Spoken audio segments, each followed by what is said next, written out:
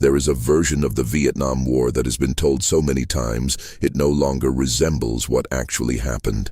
It has been filtered through memorials and movies and political speeches until it became something manageable, something that could be packaged and grieved and eventually set aside. That version of the war is not what this is about. What this is about is the other version, the one that was written in field reports and then contradicted by press briefings, the one that lived in the silence of men who came back and did not talk, the one that existed in the gap between what was said in Washington and what was felt in the Mekong Delta at 3 in the morning when the jungle made sounds that had no explanation, and the man next to you had stopped trusting the man next to him 2 months ago, and nobody had said anything about it because there was nothing useful to say. The war was not misunderstood. That framing gives it too much dignity, implies that if the right explanation had been offered, something would have shifted. The war was misrepresented, deliberately, consistently, and at every level of the institution that was conducting it. And the misrepresentation was not simply the work of cynical men in suits. It ran through the entire structure. It was present in the way lieutenants filed after-action reports. It was present in the way body counts were assembled. It was present in the way progress was measured and the way success was defined, which is to say that success was never clearly defined, and so the metrics used to approximate it became the thing itself, and the thing itself became irrelevant. To understand what happened in Vietnam, you have to understand what the war was supposed to accomplish, and to understand that you have to sit with the uncomfortable reality that no one ever fully agreed on an answer. There were stated objectives. There were policy documents. There were domino theories and containment strategies, and the language of credibility, which meant something very specific in the early 1960s, which was that the United States could not be seen to lose a conflict in Southeast Asia because losing one would encourage challenges elsewhere, and the entire architecture of Cold War deterrence would begin to unravel. That was the theory. The theory was never translated into a coherent military objective. You cannot tell a division commander to go out and preserve American credibility. You can tell him to take a hill. You can tell him to clear a village. You can tell him to hold a road. And so those became the objectives, and they bore almost no relationship to the larger strategic purpose they were supposedly serving, and almost everyone involved understood this, and almost no one said so in any forum where it would have mattered. The advisory period began quietly. American military personnel in South Vietnam in the late 1950s and early 1960s were officially there in a support capacity. They were not supposed to be in combat. Some of them were. The reports from that period show a pattern that would repeat itself for the next 15 years, which was that the official description of what was happening and the actual description of what was happening existed in a state of permanent tension. Advisors filed reports about South Vietnamese units that refused to engage, about commanders who avoided casualties by avoiding combat, about a government in Saigon that was simultaneously corrupt and fragile and dependent on American support and resentful of American pressure. Those reports went up the chain. Some of them were read. Very few of them produced changes in policy, because changing policy would have required acknowledging that the policy was not working, and acknowledging that it was not working was politically impossible for reasons that had nothing to do with Vietnam, and everything to do with domestic American politics and the memory of who had lost China and what had happened to those men's careers. The Gulf of Tonkin incident in August of 1964 is one of the most examined moments in American military history and also one of the most consistently misrepresented. What is known with certainty is this.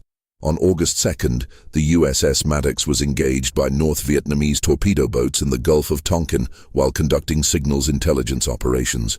The engagement was real. On August 4th, there was a reported second attack. The second attack almost certainly did not happen. The radar contacts that were reported were almost certainly false returns caused by weather conditions. The crew of the Maddox sent messages expressing doubt about whether an attack had actually occurred. Those messages were available to the men who briefed Lyndon Johnson. Johnson used the incident to push through a resolution that gave him virtually unlimited authority to escalate American involvement in Vietnam without a formal declaration of war. The resolution passed.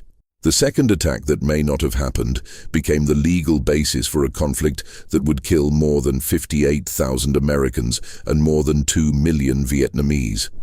What is important about this is not that it was a conspiracy in the dramatic sense. What is important is how ordinary the process was. Men who had doubts expressed those doubts in ways that could be set aside. Men who needed a justification found one that was available. The machinery of escalation did not require villains. It required people who wanted to believe what they were told, and people who wanted to be believed, and a system that rewarded certainty and punished doubt. That system was already in place before the first Marine landed at Da Nang in March of 1965. The Marines who came ashore that day were greeted by Vietnamese women with garlands of flowers. Within months, they were conducting search and destroy operations in the countryside around Da Nang, and the flowers were a memory that seemed to belong to a different war entirely. Search and destroy was the operational doctrine that defined the American war in Vietnam more than any other single approach. It was developed by General William Westmoreland and his staff as a strategy for using American firepower and mobility to locate and destroy enemy forces faster than they could be replaced. The logic was attrition. If you could kill enough of the enemy would eventually be unable to continue fighting.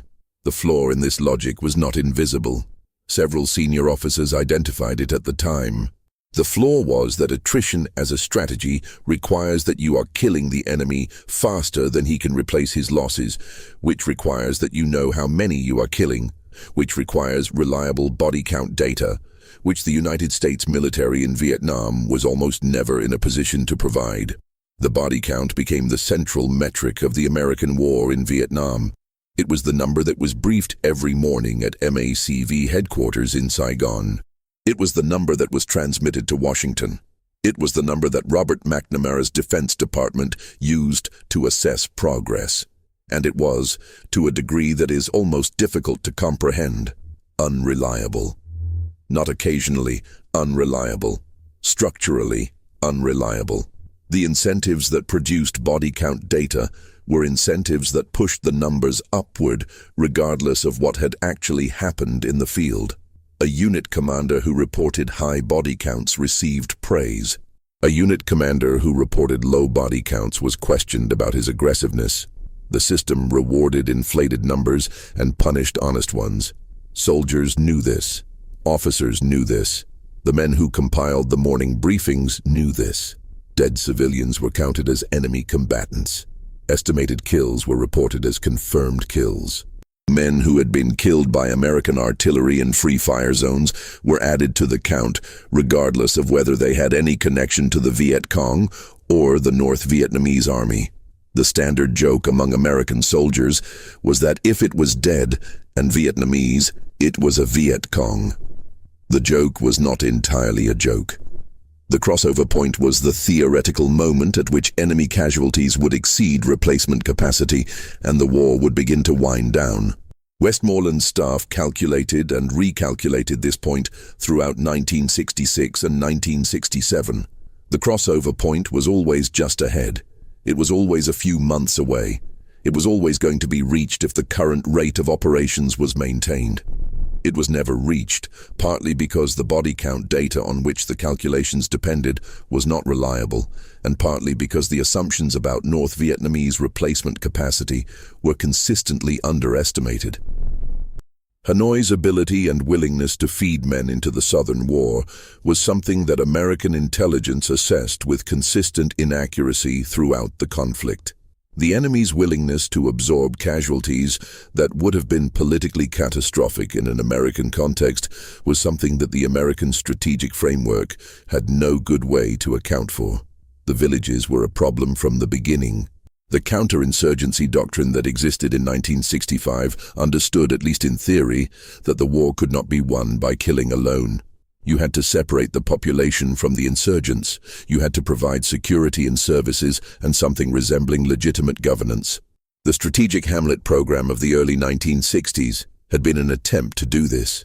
And it had failed, partly because the hamlets were built too quickly and in the wrong places, and partly because the South Vietnamese government that was supposed to administer them was too corrupt and too distant from rural populations to make the program work. The failure of the strategic hamlet program was documented in American reports. Those reports did not fundamentally change the approach. New programs were created with new names and similar problems. The Civil Operations and Revolutionary Development Support Program, which everyone called CORDS, was a later attempt to integrate military and civilian pacification efforts. It had genuine achievements in some areas. It also operated in an environment where the metrics used to measure pacification were almost as unreliable as the body count. Villages were rated on a scale from A to E, according to their degree of security and loyalty to the South Vietnamese government. The ratings were produced by district advisors who often had limited ability to assess the actual situation in the villages they were rating. The ratings fluctuated in ways that reflected changes in reporting practices as much as changes in actual security conditions. Villages that were rated as pacified were sometimes attacked the following week. This was reported. The reports did not change the ratings methodology. The free fire zones were areas designated by the military as cleared of civilian population and therefore appropriate for unrestricted fire. The designation was made in coordination with South Vietnamese authorities and was supposed to follow the removal of civilians to protected areas. In practice, the process was significantly more complicated. Some civilians could not or would not leave. Some returned after being relocated. Some had never been reached by the relocation program at all. The free fire zones were not always empty of civilians when the fire was applied. Pilots and artillery crews operating in designated free fire zones were not required to verify that targets were military before engaging them. This was doctrine. It was written down. It was briefed to units. It produced civilian casualties that were not counted as civilian casualties. The rules of engagement changed throughout the war in ways that were sometimes inconsistent with each other and that were not always effectively communicated to the units that were supposed to follow them. A pilot might be operating under rules that were different from the rules understood by the ground commander who was directing him. A unit operating near a populated area might receive fire from within that area and apply return fire under rules that were technically permissible, but that resulted in the deaths of non-combatants. These incidents were investigated sometimes. Investigations produced findings sometimes. Findings produced accountability, very rarely. My Lai happened in March of 1968. Charlie Company, 1st Battalion, 20th Infantry, entered the hamlet of My Lai in Quang Ngai Province under the expectation of contact with the 48th Local Force Battalion of the Viet Cong. There was no contact. What Charlie Company did instead was kill between 347 and 504 unarmed civilians over the course of several hours. Women, children, and elderly men. The killing was systematic. It was conducted in the open. It was witnessed by dozens of American soldiers. Some of those soldiers participated, some did not. Warrant Officer Hugh Thompson landed his helicopter between the soldiers and a group of civilians and threatened to open fire on American soldiers if they did not stop. He did this. He reported what he had seen when he returned to base. The report went up the chain. It was processed in a way that resulted in a commendation for the unit for the action at My Lai. The commendation was issued. The action was described as a significant military success. The body count from My Lai was reported as enemy killed. It was more than a year before the story became public, and it became public not because the Army investigated and disclosed, but because a veteran named Ron Ridenour wrote letters to members of Congress and military officials after being told about what had happened by men who had been there. The Army then investigated. The investigation resulted in charges against 26 officers and enlisted men. One man was convicted. Lieutenant William Calley was convicted of the premeditated murder of 22 civilians. He served 3.5 years of house arrest. The men above him in the chain of command, the men who had processed the report and issued the commendation, were not convicted of anything. What My Lai revealed was not an aberration. This is the part that is most important and most consistently avoided in the standard account of the war. My Lai was not the only massacre. It was the one that became public. There were investigations after My Lai that documented other incidents of comparable nature. The Winter Soldier investigation in 1971 produced testimony from more than 100 Vietnam veterans describing a pattern of civilian killings, torture, mutilation, and destruction of villages that went far beyond what could be attributed to individual soldiers acting without orders. The testimony was specific, detailed, and given under oath. It was reported on. It was also largely ignored by the institutions that had the authority and the obligation to respond to it. The Tiger Force was a volunteer platoon of the 101st Airborne Division that operated in the Central Highlands and later the coastal lowlands of Vietnam from 1967 into 1968. An investigation by the Army's own investigators conducted in 1971 and 1972 documented that members of Tiger Force had killed dozens of unarmed civilians, including women and children, cut off ears and scalps as trophies, and committed acts of torture and mutilation over an extended period. The investigation produced a report. The report was completed. The report was filed. The Army then decided not to prosecute anyone.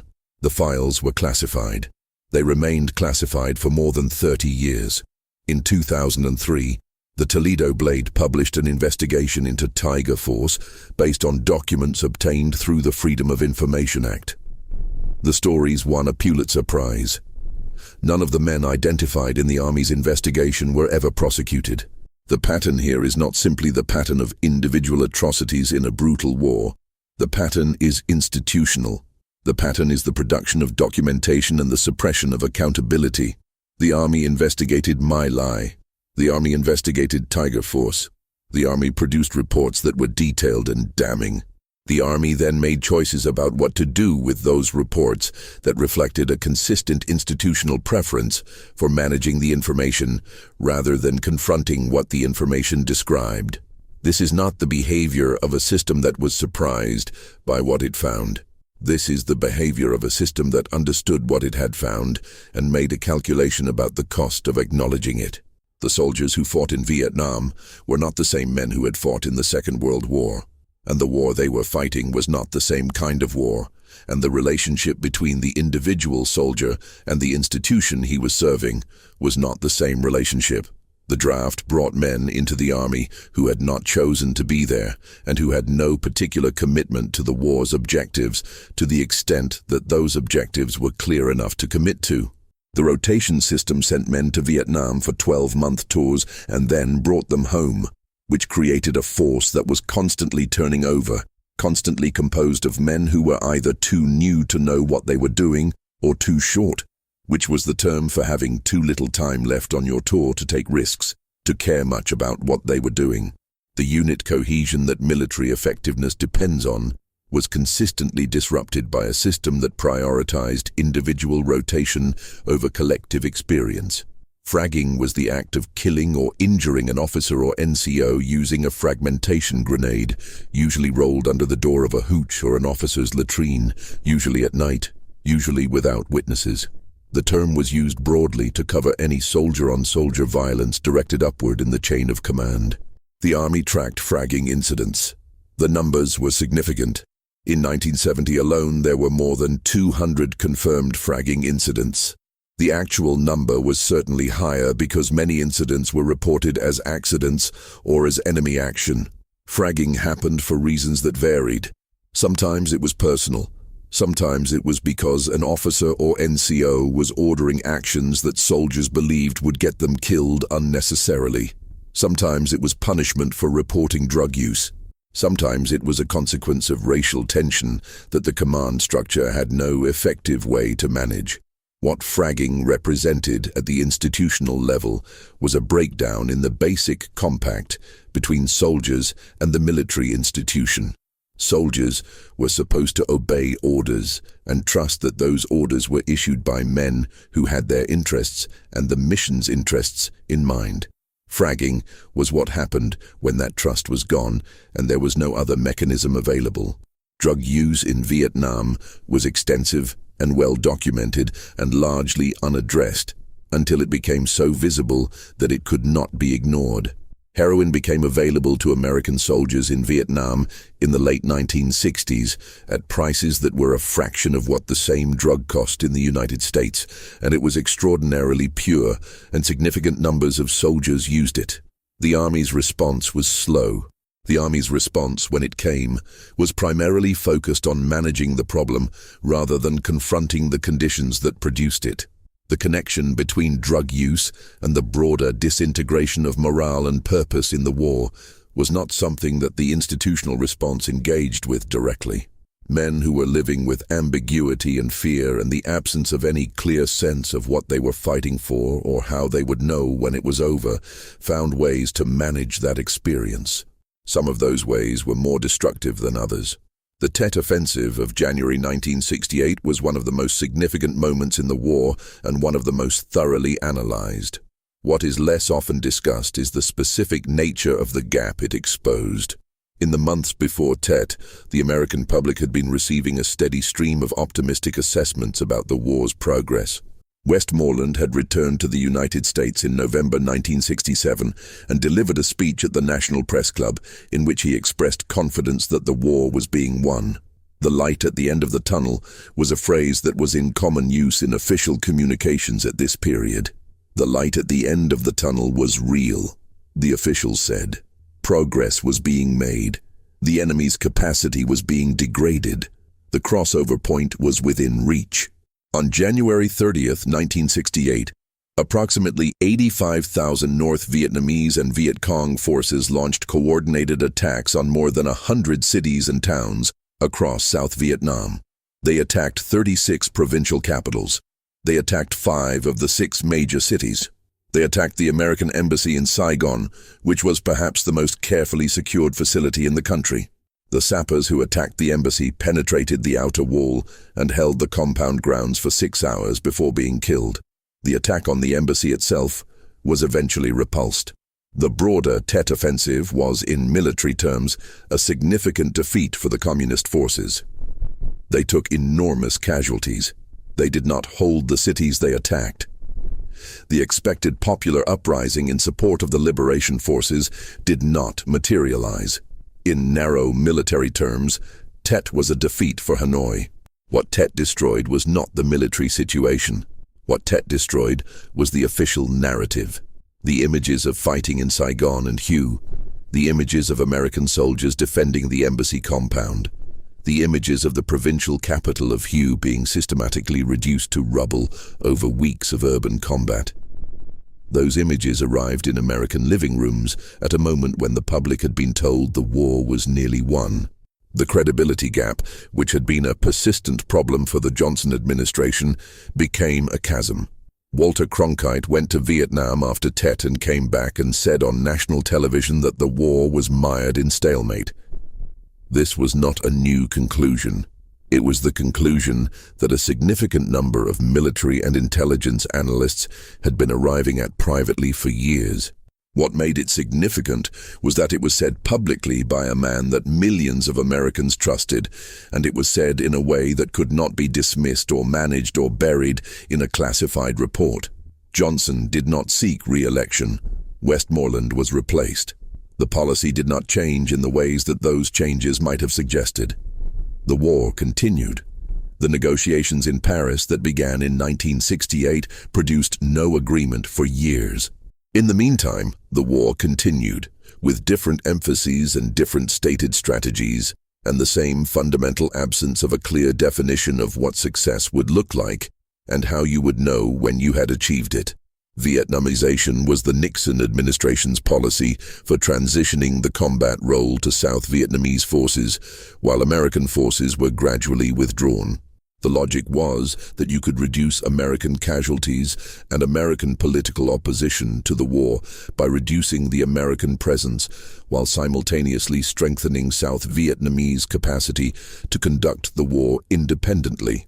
The South Vietnamese military was supposed to become capable of sustaining the fight without American combat troops. The policy produced some improvements in South Vietnamese force structure and equipment.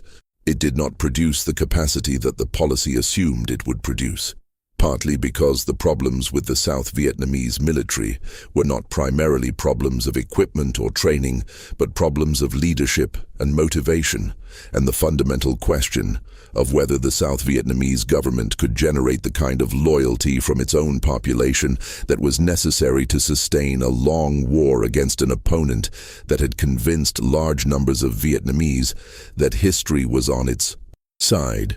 The secret bombing of Cambodia began in 1969. It was secret in the sense that it was not reported to Congress and not disclosed to the American public. It was not secret in the sense that it was happening. The Cambodians knew.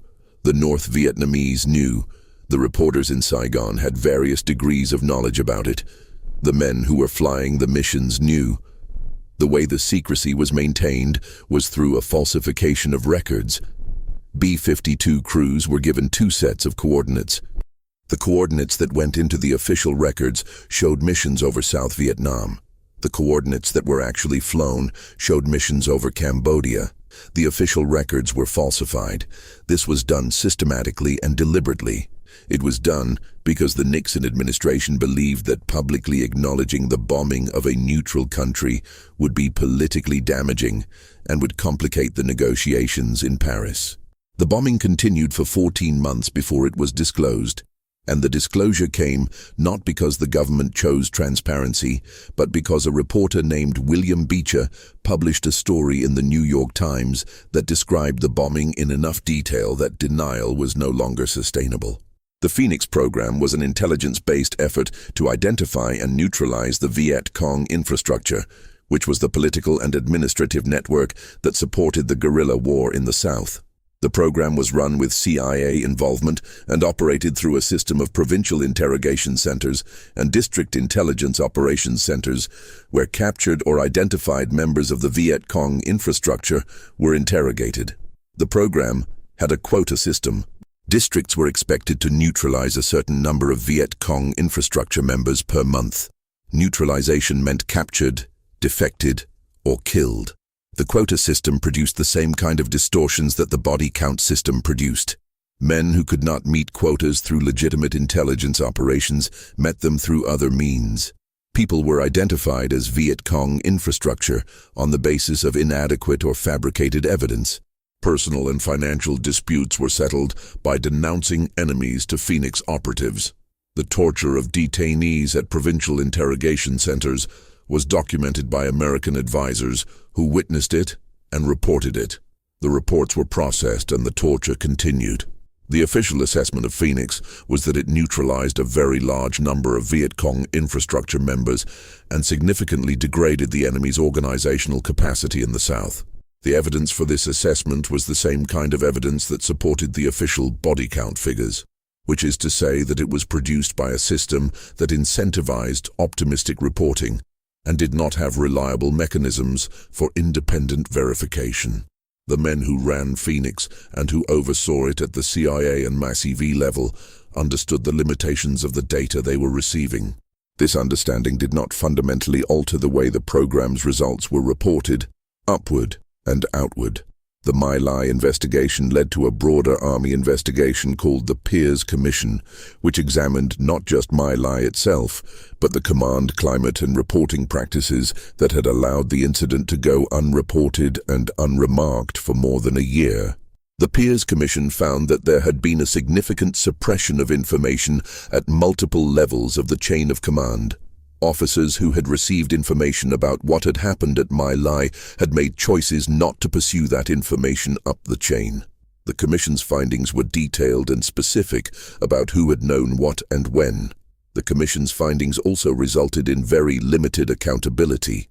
The system that the Peers Commission documented was not reformed in the ways that the Commission's findings suggested it needed to be reformed. The war ended before any sustained institutional reckoning with the Commission's conclusions could occur, and the institutional reckoning that might have happened after the war was complicated by the political need to move forward and by the resistance of an institution that did not want to examine itself. The air war was the dimension of the conflict that the American military was most confident about managing. Air power was something the United States could bring to bear in overwhelming quantities, and for most of the war, the skies over Southeast Asia were effectively under American control. The bombing of North Vietnam was conducted in two main campaigns, Rolling Thunder, which ran from 1965 to 1968, and Linebacker, which ran in 1972. Rolling Thunder was designed to use graduated escalation to signal American resolve and compel North Vietnamese concessions. The theory was that you would increase the pressure incrementally until the pain of the bombing exceeded the value of continuing to support the southern insurgency, at which point North Vietnam would negotiate on terms acceptable to the United States. The theory required that North Vietnam make the calculation that the bombing was unsustainable. North Vietnam made a different calculation, which was that the bombing was something that could be endured, that the costs could be managed through dispersal and repair, and the absorption of civilian suffering, and that endurance was itself a form of victory over an opponent whose domestic political situation made a sustained, indefinite commitment to the bombing politically impossible. Rolling Thunder dropped more bombs on North Vietnam than the United States dropped in all of the Second World War. The industrial and transportation infrastructure of North Vietnam was repeatedly damaged and repeatedly repaired. The Ho Chi Minh Trail, which was the supply network through Laos and Cambodia that supported the Southern War, was bombed continuously throughout the war, and it continued to function throughout the war. More tons of bombs were dropped on Laos than had been dropped on any country in history at that point. The Ho Chi Minh Trail continued to move men and materiel south. The bombing did not stop the war. The bombing did not stop the flow of supplies. The bombing killed a significant number of civilians and destroyed a significant amount of infrastructure, and it produced the same kind of inflated effectiveness assessments that characterized the rest of the war's metrics. The prisoners of war were used throughout the war as a political issue in ways that were sometimes genuinely about the men themselves and sometimes about the politics surrounding them. The North Vietnamese used the prisoners as leverage in the negotiations and as propaganda material. The American government used the prisoners as a justification for continued operations and as a rallying point for domestic support for the war. The prisoners themselves were held in conditions that ranged from brutal to merely harsh, depending on the period and the facility. The treatment of American prisoners at the Hanoi Hilton and other facilities was documented after the war through the accounts of men who had been held there, and those accounts described systematic torture and isolation and psychological manipulation. This was real. This happened. What is also true is that the attention given to the American prisoners throughout the war and after it was sometimes disproportionate to the attention given to other categories of suffering that the war produced, including the Vietnamese civilian dead, including the families of American soldiers who did not come back, including the tens of thousands of South Vietnamese soldiers who died fighting the same war on the same side. The Cambodian incursion of 1970 was an operation into Cambodia intended to destroy North Vietnamese base areas and supply depots along the border. Nixon announced it publicly in a speech on April 30th, in which he described the operation as essential to protecting American forces during the Vietnamization drawdown. The announcement produced the most significant domestic opposition to the war that had yet occurred. On May 4th, National Guard soldiers at Kent State University in Ohio fired on students who were protesting the Cambodia incursion and killed 4 of them. The reaction to Kent State produced a level of domestic turmoil that the administration had not anticipated, and that accelerated the timeline of the American withdrawal from Vietnam in ways that were not primarily driven by what was happening on the ground in Southeast Asia. The operation in Cambodia itself produced mixed results. Some supply caches were found and destroyed. The North Vietnamese base areas were disrupted. The disruption was temporary. The base areas were reconstituted. The supply flow was rerouted. The operation did not fundamentally alter the military situation. The operation did produce a significant expansion of the congressional opposition to the war, including the Cooper Church Amendment that prohibited American ground forces from operating in Cambodia after July 1970, which was a significant assertion of congressional authority over military operations that the executive branch had been conducting without meaningful congressional oversight for years. The Accords pacification data from the late 1960s and early 1970s showed consistent improvement in the security ratings of the South Vietnamese countryside. The Hamlet evaluation system showed more and more of the population living in areas rated as relatively secure. This data was used to argue that Vietnamization was working, that the South Vietnamese government was extending its control, that the conditions for an American withdrawal were being created. There were people within the intelligence community who questioned the reliability of this data. Those questions were documented in internal assessments that presented a less optimistic picture of pacification than the official briefings suggested. The less optimistic assessments were available to the men who were making policy. The policy was not adjusted in ways that reflected the less optimistic assessments. The optimistic data was what was briefed. The optimistic data was what was discussed publicly. The less optimistic assessments were what was filed. The South Vietnamese Army, the ARVN, was a subject of intense frustration and complicated assessment throughout the war. There were ARVN units that fought effectively and took casualties and performed well under pressure. There were ARVN units that did not. The record was uneven in ways that reflected the unevenness of the South Vietnamese political and social structure. An army that was supposed to defend a government that had difficulty generating popular legitimacy was going to face motivational challenges that could not be addressed by training and equipment alone. American advisors who worked closely with ARVN units and who understood these dynamics filed reports that described the situation in nuanced terms. The nuanced terms were simplified as those reports moved up the chain. By the time the assessments reached the level of public statements and congressional briefings, the ARVN was being described as increasingly capable and increasingly reliable, which was true in some cases and untrue in others, and impossible to assess with any confidence, because the metrics used to evaluate ARVN performance had the same reliability problems as the metrics used to evaluate everything else about the war. Laos was a theater of the war that barely existed in the official account. The United States maintained a legal fiction of Laotian neutrality while conducting one of the most extensive covert military operations in American history inside Laotian territory.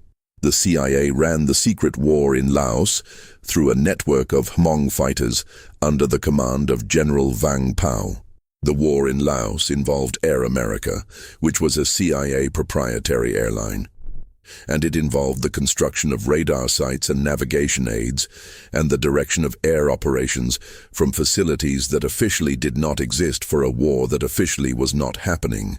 The men who fought in Laos, the Hmong soldiers and the CIA officers and the Air America pilots, operated in a space that was not acknowledged and from which no accountability could flow, because accountability requires acknowledgement, and acknowledgement had been deliberately excluded from the arrangement.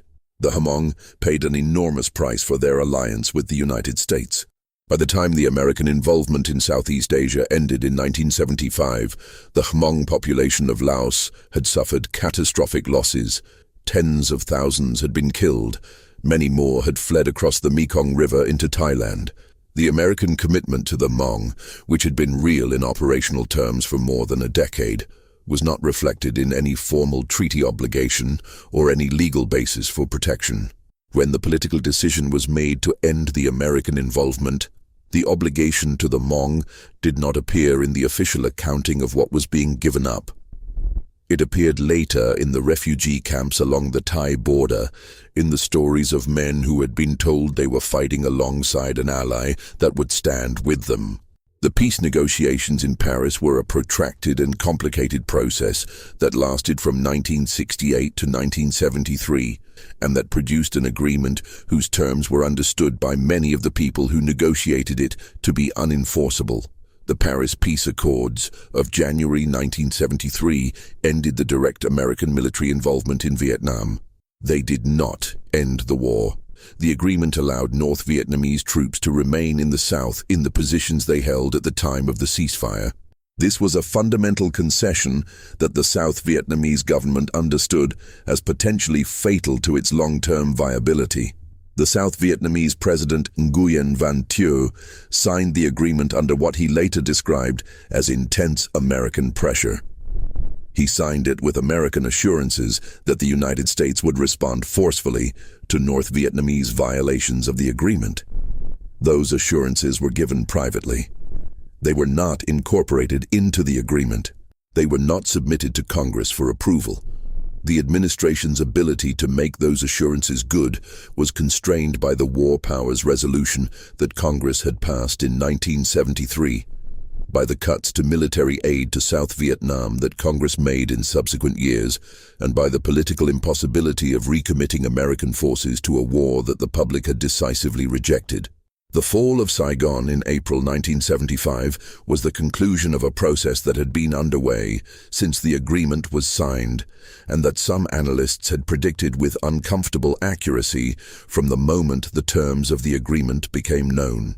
The North Vietnamese offensive that began in early 1975 moved faster than American intelligence had assessed it would. The South Vietnamese military collapsed in ways and at a pace that surprised even the most pessimistic assessors. The final days in Saigon produced images that were seen around the world.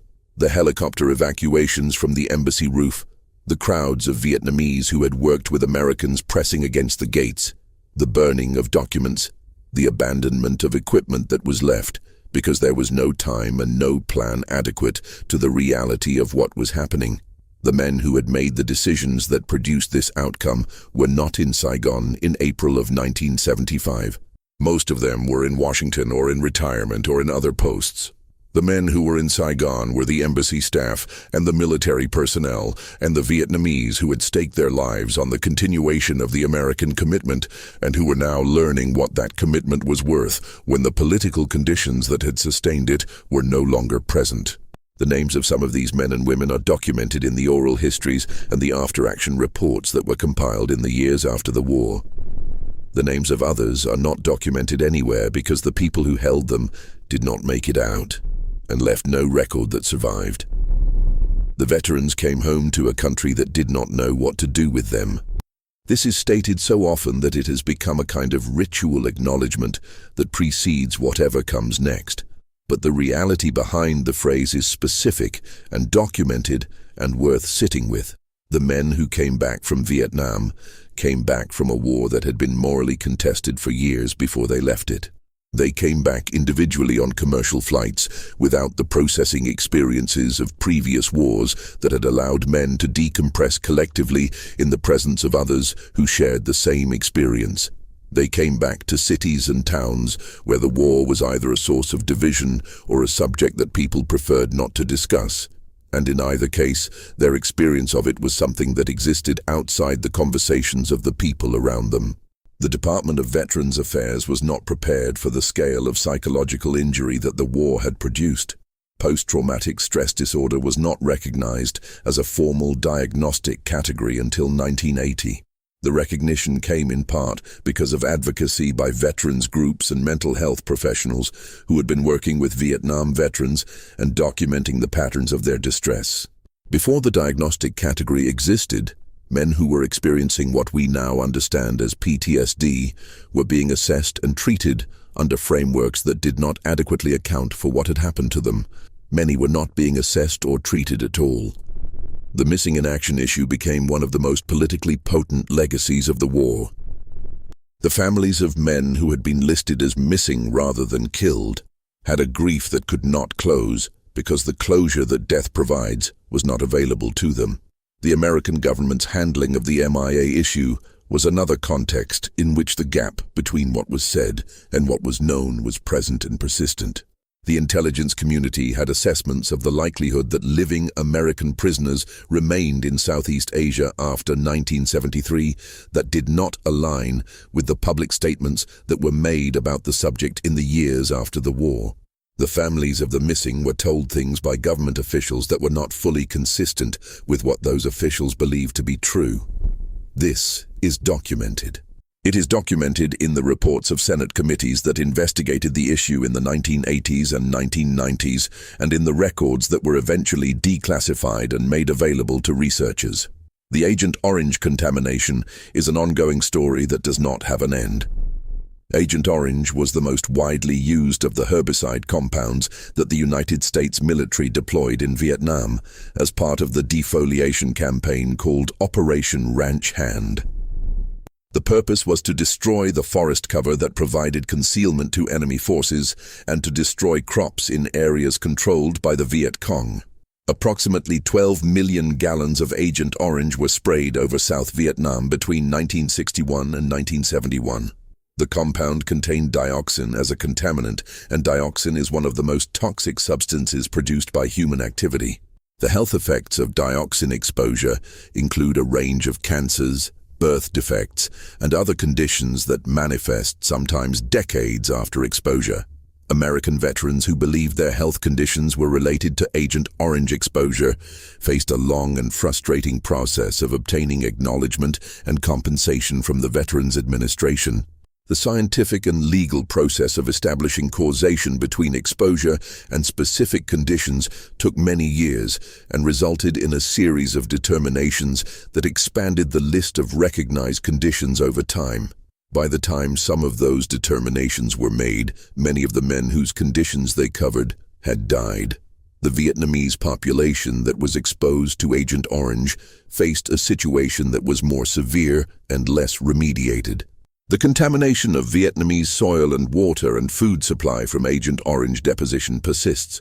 The rates of certain cancers and birth defects in heavily sprayed areas of Vietnam remain elevated.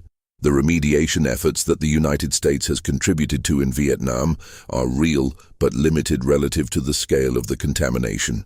The war's economic cost was significant, and its economic effects were lasting in ways that are less discussed than the human costs, but that shaped the domestic American environment in the years and decades that followed. The Johnson administration's decision to fund both the Great Society domestic programs and the Vietnam War escalation without raising taxes was a choice that contributed to the inflation of the late 1960s and early 1970s. The strains on the American economy that the war produced contributed to the conditions that led Nixon to take the dollar off the gold standard in 1971, ending the Bretton Woods system of international monetary arrangements that had governed the global economy since 1944. The ripple effects of that decision, the volatility and inflation and economic disruption of the 1970s, are not typically connected in the popular account to the decisions made about Vietnam in the mid-1960s, but the connection is present in the economic histories that examine this period with the appropriate level of granularity. The institutional reckoning with Vietnam was incomplete and in many ways remains incomplete. The Army produced a document called FM 105, its operational doctrine manual, in 1976, and that document represented a conscious attempt to move away from the counterinsurgency and pacification mission of Vietnam toward a focus on conventional warfare against the Soviet threat in Europe. The counterinsurgency doctrine that had been central to the Vietnam effort was essentially set aside. The Army's institutional response to Vietnam was to decide, at a doctrinal level, that Vietnam was an anomaly that should not be allowed to shape the future force structure and doctrine in ways that might impair its ability to fight the war it actually wanted to fight, which was a conventional war on a defined battlefield with clear metrics of success. This choice had consequences for the Army's preparedness for subsequent conflicts that did not match the conventional warfare model. But that is a story with its own complicated trajectory. The histories of Vietnam that were written by military officers in the years after the war often emphasized the ways in which the war had been mismanaged at the political level and the ways in which military judgment had been overridden by civilian leadership. The argument was that the military had been given an impossible task under impossible constraints, and that the blame for the outcome lay with the political decisions that had defined those constraints. This argument was made in the memoirs of senior officers and in the professional military education institutions, and it shaped how a generation of officers thought about the relationship between political and military authority. The argument is not entirely without foundation, but it is also a way of locating the failures of the war outside the institution that was most directly responsible for conducting it, and the evidence that an unconstrained military approach would have produced a better outcome is not available because that approach was not tried. The South Vietnamese refugees who came to the United States after 1975 arrived in a country that had very recently been deeply divided over whether to continue the war in which their country had been destroyed. They arrived without a reception infrastructure adequate to their numbers or their needs. They arrived with the experience of having served or lived alongside an ally that had ultimately withdrawn from the commitment it had made to them. They built communities and lives in the United States with the combination of determination and adaptation that characterizes refugee populations everywhere. And the communities they built became part of the American landscape in ways that the politicians who had made the decisions about Vietnam had not anticipated and could not have predicted. The reconstruction of Vietnam after the war was not something the United States participated in for many years. The normalization of relations between the United States and Vietnam was a long and contested process that did not produce formal diplomatic recognition until 1995. The embargo that the United States maintained against Vietnam for nearly 2 decades after the war's end imposed costs on the Vietnamese economy and on the development of the country that the Vietnamese population bore directly and that produced no obvious strategic benefit to the United States.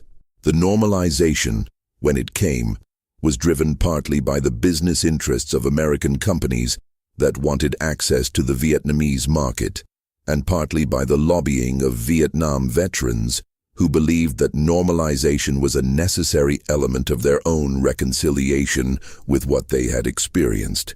John McCain, who had been a prisoner in Hanoi for more than 5 years, was one of the most prominent advocates for normalization.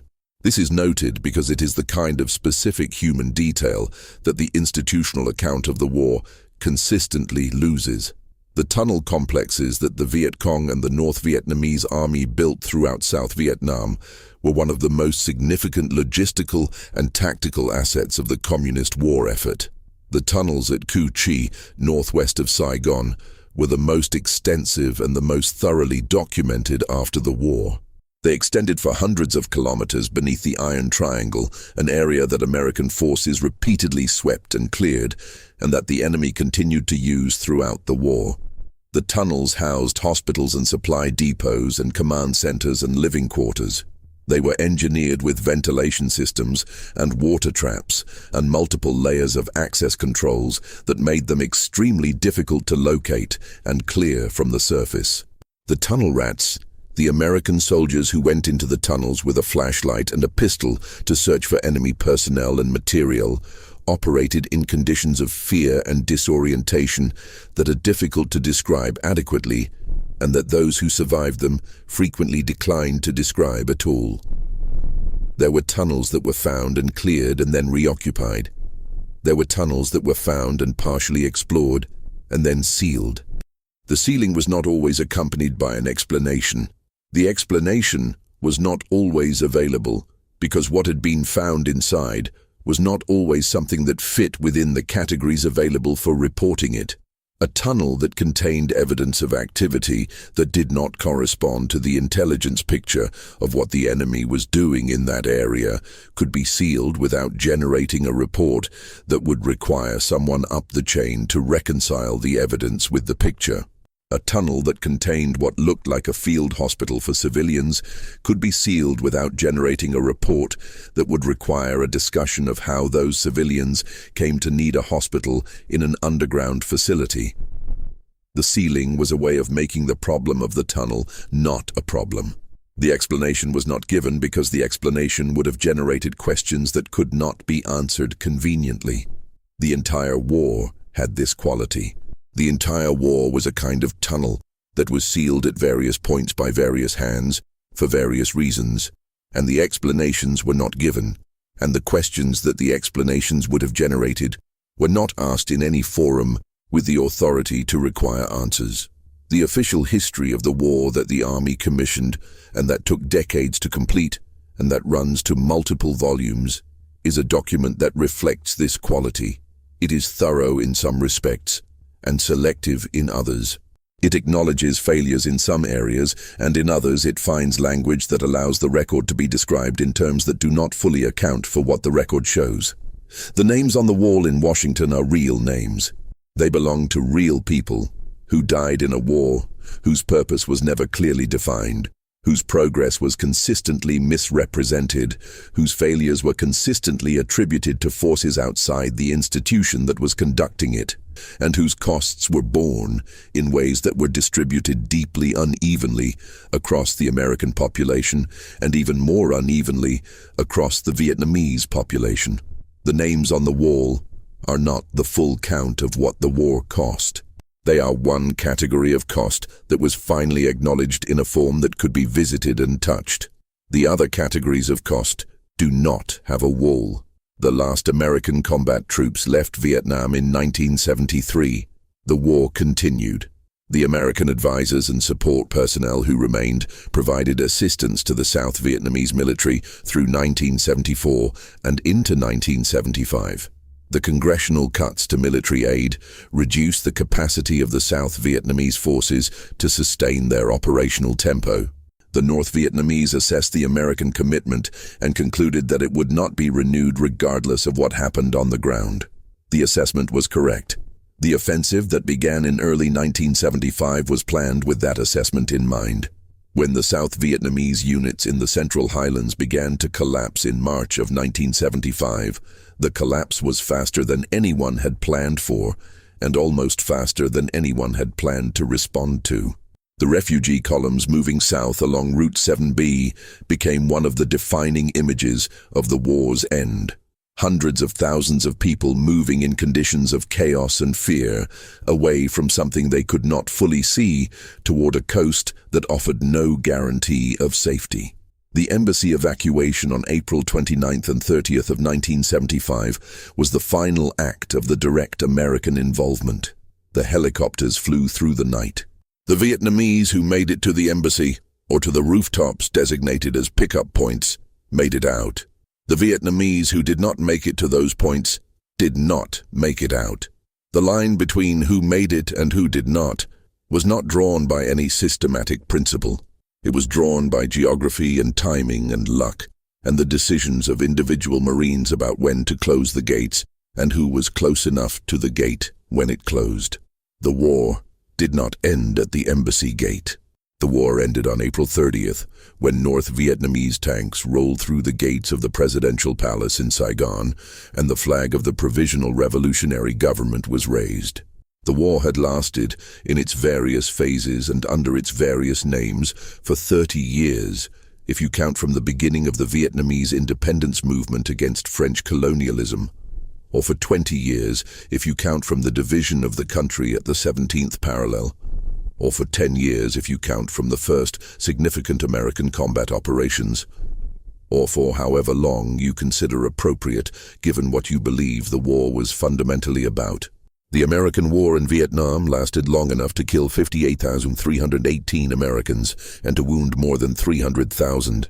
It lasted long enough to kill somewhere between 1 and 3 million Vietnamese, depending on the methodology used to estimate civilian casualties, which is itself an estimate because no one maintained an accurate count, and the methodologies for estimating it after the fact have produced a wide range of numbers that reflect the difficulty of the exercise as much as the difficulty of establishing the truth. It lasted long enough to produce a generation of American veterans whose experience of it was something the country had enormous difficulty incorporating into its self-understanding.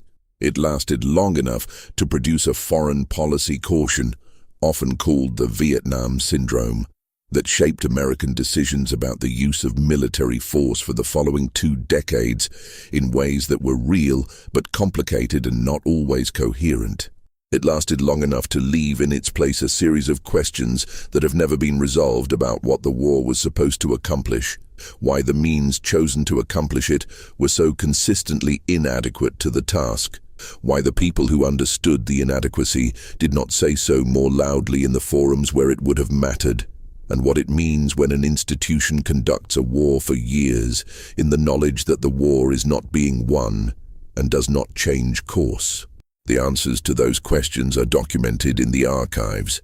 They are in the field reports and the intelligence assessments and the back-channel cables and the private memos and the classified portions of the committee hearings and the oral histories that were recorded decades after the events they describe.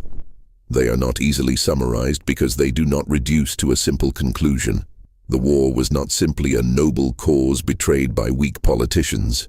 It was not simply an imperialist aggression whose failure was predetermined. It was something more complicated and less satisfying than either of those frames, which is part of why neither frame has ever fully displaced the other in the American conversation about what happened. The tunnels that were sealed without explanation are still sealed. The reports that were filed and then classified are still classified in some cases and declassified in others. And the declassified ones have been read by historians and incorporated into histories that are accurate and careful, and that have been read by far fewer people than have seen the movies. The movies continue to shape the popular understanding of the war in ways that the histories do not. The movies provide the experience of resolution that the war itself refused to provide. The movies end. The war, in the sense that matters for the people whose lives it permanently altered, did not end in April of 1975. It continued in the nightmares and the alcoholism and the divorce rates and the suicide rates and the disability claims and the Agent Orange lawsuits and the missing inaction hearings and the refugee resettlement programs and the normalization negotiations and the trade relationship that eventually developed between countries that had spent decades trying to kill each other's people. In the province of Quang Ngai, in the village complex that contained My Lai, there is a memorial that lists the names of the people who were killed there on March 16, 1968. The memorial was built by the Vietnamese government. The names are Vietnamese names. They are not names that appear in the American after-action report from that day, which described a military operation that engaged and destroyed an enemy force and reported a body count that was added to the morning briefing in Saigon that was transmitted to Washington, where it was incorporated into the weekly assessment of progress that was briefed to the Secretary of Defense, who was briefed to the President, who was managing a war whose purpose had never been clearly defined and whose end had never been clearly imagined, and which was, by March of 1968, already past the point where the people conducting it believed that it could be won in the sense that the word winning had meant when they started. The briefings continued. The body counts continued. The body counts were entered into the ledger. The ledger accumulated. The ledger was filed.